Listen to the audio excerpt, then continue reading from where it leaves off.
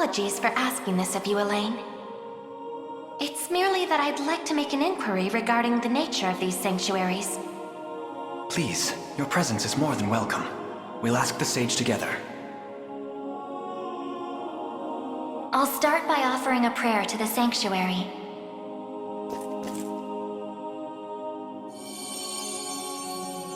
He who bears the ring of the unicorn, present its grandeur before me.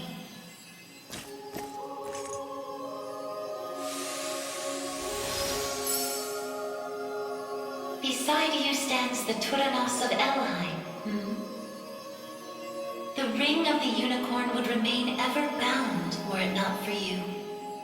Or for your ancestors, who conveyed the rite of covenant through a great many generations. For that, you have my utmost gratitude. 'Tis a kindness I scarcely deserve, O wise sage. But if I may, I wish to ask a question of you. For what purpose were these sanctuaries constructed? To house errant, wandering souls, those of the fallen Zenoiran Empire. Yet that raises another question still. How is it that Zenoira met with ruin? 'Twas an act of hubris immeasurable. In search of the forbidden gift of immortality, their sorcerers made sacrifice of a divine being, the great and noble unicorn. Such vile disregard for the natural world. Indeed. And greed only drove them further from their own humanity.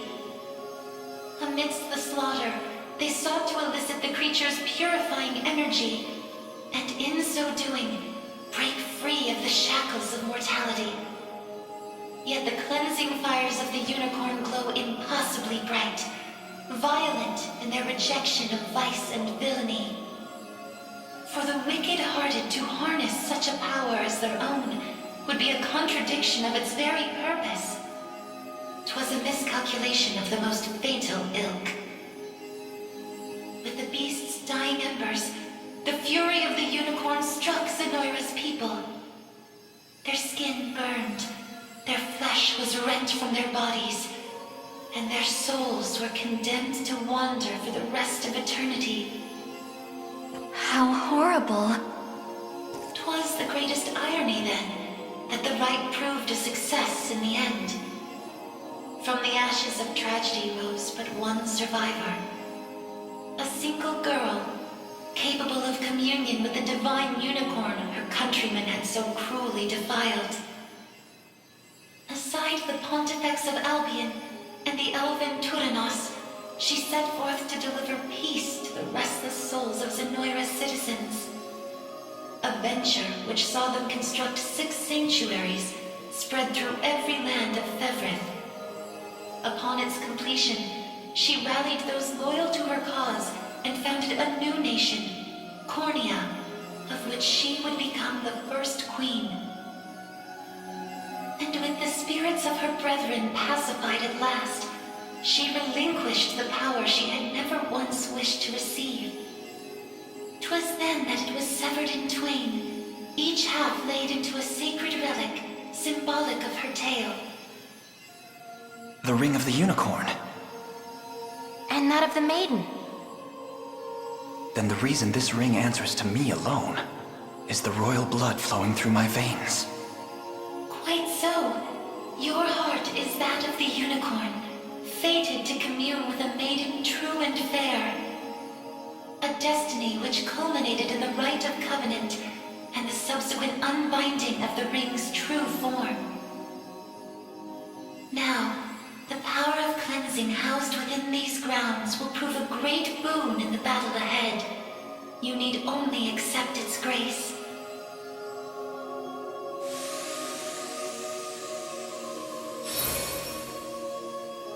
Your will is mine own, righteous Prince of Cornea. The ring's gotten stronger, Elaine. I can feel it. Ringbearer, the sanctuaries of Fevrith further seek your call. Deliver your presence unto each in turn, that we may aid you when the fated time arrives.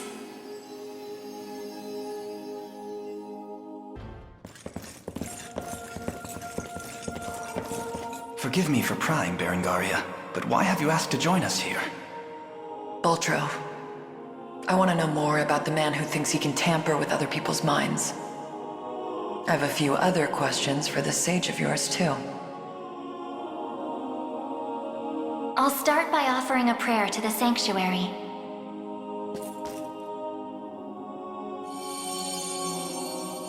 He who bears the ring of the unicorn, present its grandeur before me.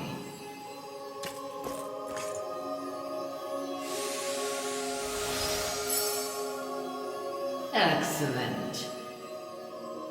Hope you're in the explaining mood, Sage. There's a sorcerer working with Galerius. Goes by the name Baltro. What can you tell me about him? The man was a true prodigy, if ever one has deserved the title. His aptitude for magic was, in a word, peerless. A gift he employed with little concern for sense or morals. 'Twas through that disregard that he birthed arts as magnificent as they were monstrous. The rite of channeling chief among them. Is that how the devil still lives? By possessing the body of another? Baltro himself has no need of such trickery. While the lost souls of ancient Zenoira's people have long stood confined within the sacred grounds of the sanctuaries, Baltro has remained in the realm of the living, sustaining his twisted physical form for centuries upon end. The lone survivor of a fallen empire. But if those souls have been locked away, how exactly was he able to summon them? With the crystal of transference, of course. A potent medium capable of circumventing the barred gate to the beyond. Once the desired soul was summoned, he wielded the rite of channeling to convey it into a yet living host. 'Tis a feat, I presume, only possible for a man of Baltro's infernal aptitude. Crystals of transference. I can't say I've ever heard of them myself. I bet they're real tough to come by. Otherwise, he'd have brought back the whole damn empire by now. You make a good point. I've got one more question for you, Sage. This armor I'm wearing, it's not the only set. There was another up in Albion recovered from the sanctuary when Zenoira first started knocking. Way I hear, it was the Pontifex who found it, gave it to a guy named Nigel not long after. So, I was wondering, this place have any old gear you're looking to part ways with? Alas, all armaments stored within these walls have long since been evacuated. Yet the power of cleansing remains pure and true. Grasp it tight, and it shall surely bring you succor in the days to come.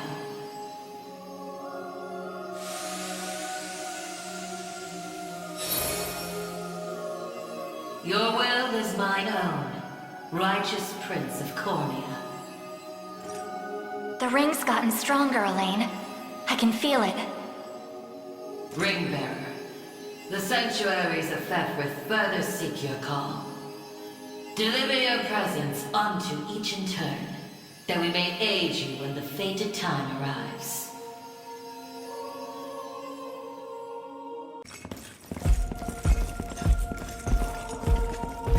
Sorry for making you drag us along like this.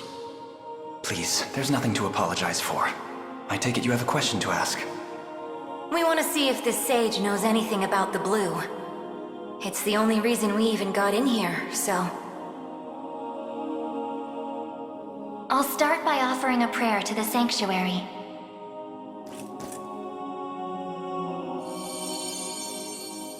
He who bears the ring of the unicorn, present its grandeur before me.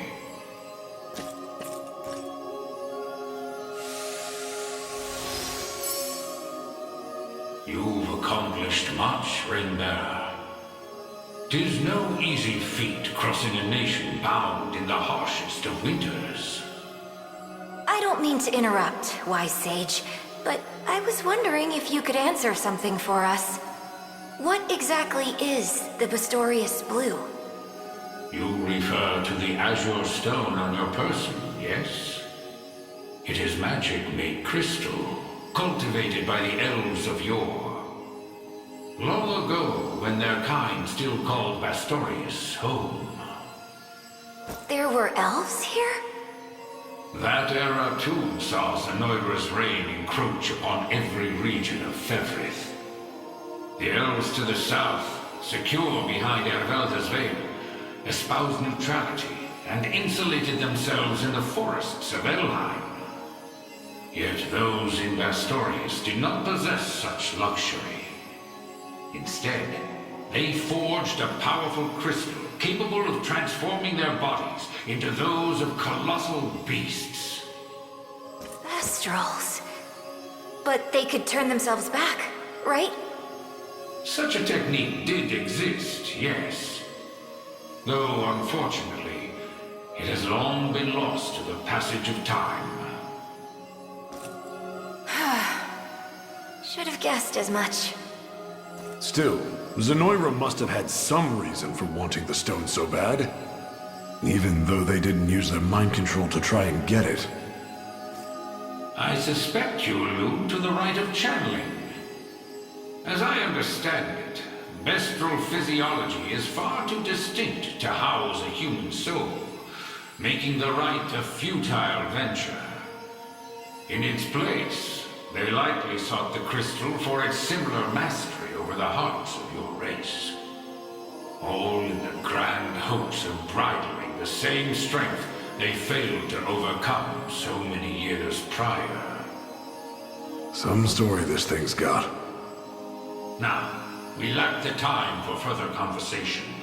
Allow me to imbue your ring with the power of cleansing. Use it well, and bring an end to Galerius's cruel ambitions.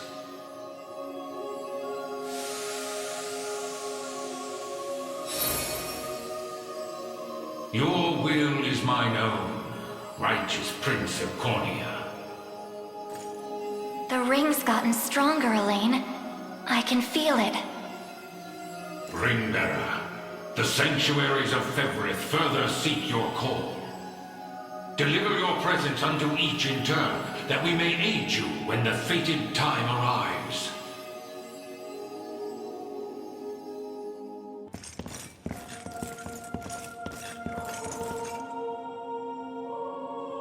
I'll start by offering a prayer to the sanctuary.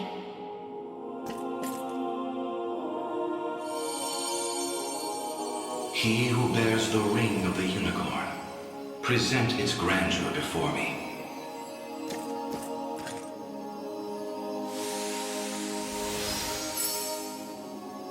Progeny of the late Pontifex Errant, you have done well in guiding the Savior to this sacred hall.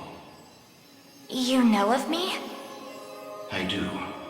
Your father, under compulsion of Baltro's magic, destroyed the seal sheltered upon these grounds. A regrettable fate indeed.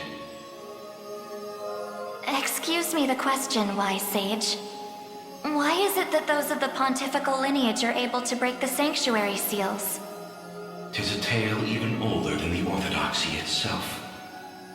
But that's over 800 years. Indeed. I speak of ancient Zenoira and their sorcerer's quest for might beyond mortal bounds. A pursuit which brought them to Palavia and the holy power of the almighty unicorn. Enraptured by its supreme brilliance, they began to experiment, using the citizens of Albion as their subjects. In time, those experiments birthed a new race entirely. The population you know as angels. That's not possible. Yet their only distinguishing feature were the wings on their backs, a mark of failure for the sorcerers who conceived them. The experiments continued unceasingly, but only one success emerged. A man capable of divine wonder. The first Pontifex. Yes, and the gift he bore was the means to lay wandering souls to eternal rest. But how does that relate to the seals? The purpose of Fevrith's sanctuaries is twofold. The first is to soothe the vengeful spirits of old Zenoira. The second is to accumulate an energy most sacred, the power of cleansing. Galerius impelled your father to set loose the souls bound to the sanctum, to break its seal as you know it. In so doing, he divested these grounds of one of their vital duties. But the other, the power of cleansing housed within, still remains undefiled by wicked intent. My father must have foreseen the breaking of the seals all those years ago. Which explains why he asked you to one day guide me here. To impart the power of cleansing upon my ring, so that we may stop Galerius before it's too late.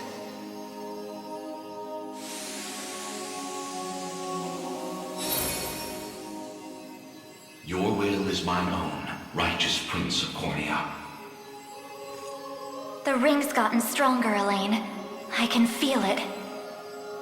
Ringbearer, the sanctuaries of Fevrith further seek your call. Deliver your presence unto each in turn, that we may aid you when the fated time arrives.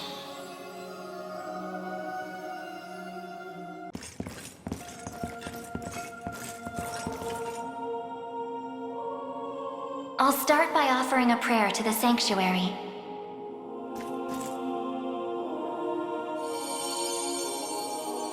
He who bears the ring of the unicorn, present its grandeur before me.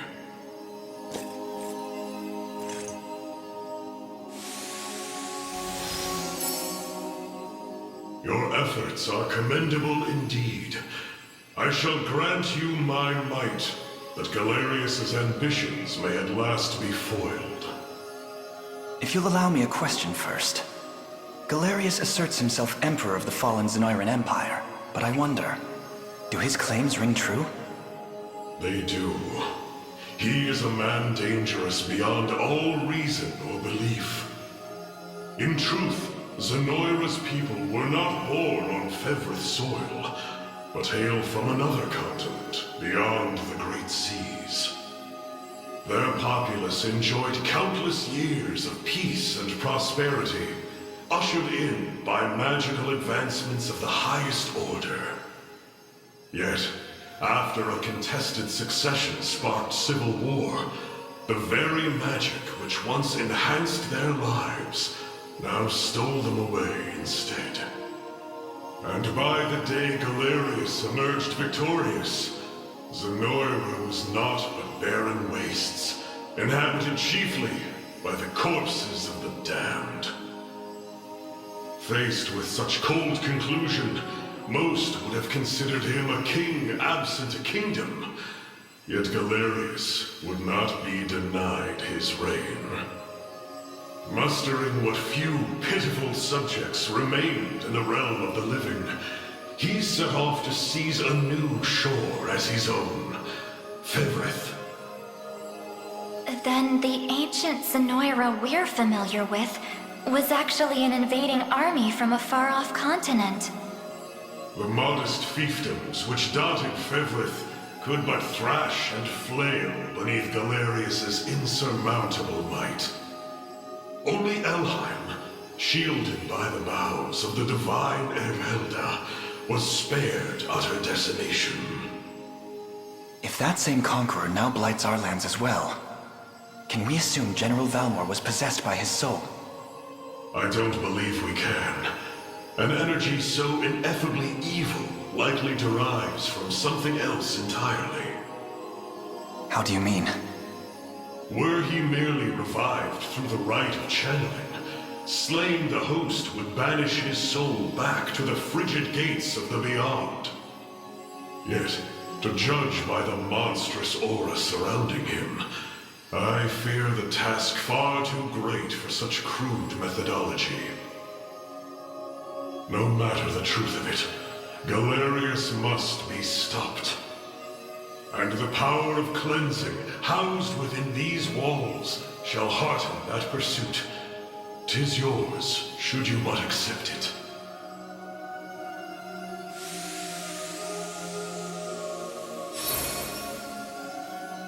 Your will is mine own, righteous Prince of Cornea.